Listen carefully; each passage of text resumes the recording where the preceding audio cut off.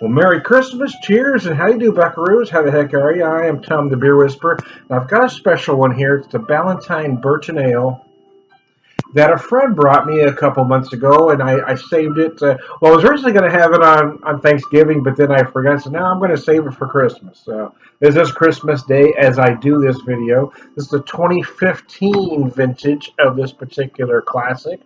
A classic from Ballantine Brewer. I believe it was uh,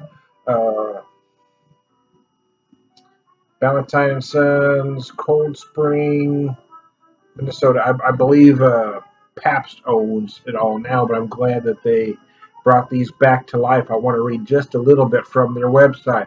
Ballantine Burton Ale was given as a Christmas gift to close friends and family of the brewery after being aged for several years in American oak barrels.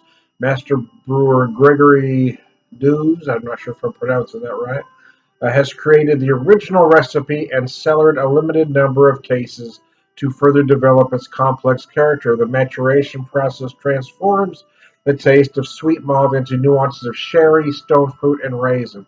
So it's aged in American oak barrels. All right.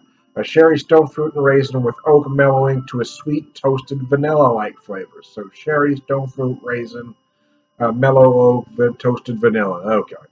We are making available our limited batch as a special holiday winter warmer. Like I said, this is the 2015 vintage my friend had given me. Thanks, John. I appreciate it.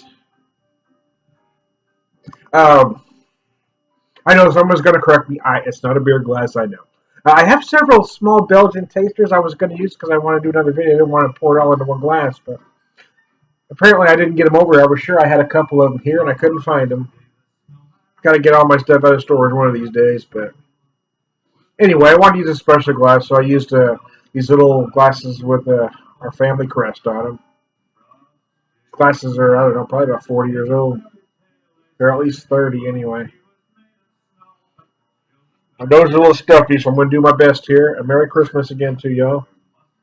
Yeah, you definitely certainly get those sherry-like notes that they talk about. What else do they say here again? Let me look back at it. Um, Sweet malt into nuances of sherry, stone fruit, and raisin. Yeah, sure. It's a stone fruit. I'm getting as far as the stone fruit go. What I'm getting is a very dark plum, almost overripe plum. Raisin, yeah, why not?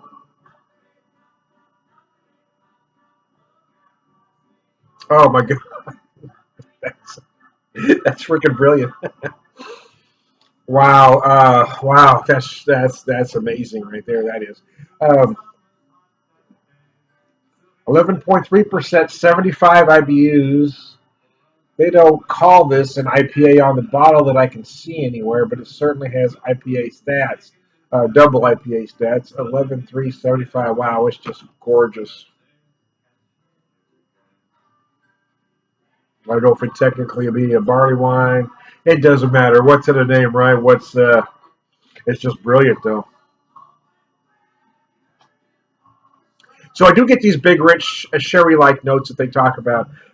Stone fruit, again, much like the nose, I'm getting a big, dark, a very overripe plum. I don't know if I'm feeling the raisin that they're talking about. I'm feeling it more. I was raisin, what I'm getting more is a golden raisin, honestly, than the dark raisin. That's what I'm tasting is golden raisin. Toasted vanilla, absolutely, right near the end. And then it's amazing where that oak comes in. It just cleans it up beautifully right at the end. And just lingers. You get that toasty oak that just lingers on your palate just ever so slightly. Oh, it's gorgeous. Thanks again, John. I wanted to use this beer as my official Christmas video. I hope you all are having a Merry Christmas. I'm listening to Christmas songs on my television here right now. Kissing by the Mistletoe by Aretha Franklin is playing. We had waffles for breakfast, pancakes and waffles. I'm going to do a ham for dinner. It's just a wife and I, so it's going to be, relatively simple dinner. It's a smoked ham, and I'm going to do kind of a brown sugar glaze on it. I made a brown sugar compound butter that I'm going to melt over it as I cook it. I think we're going to have some sweet taters,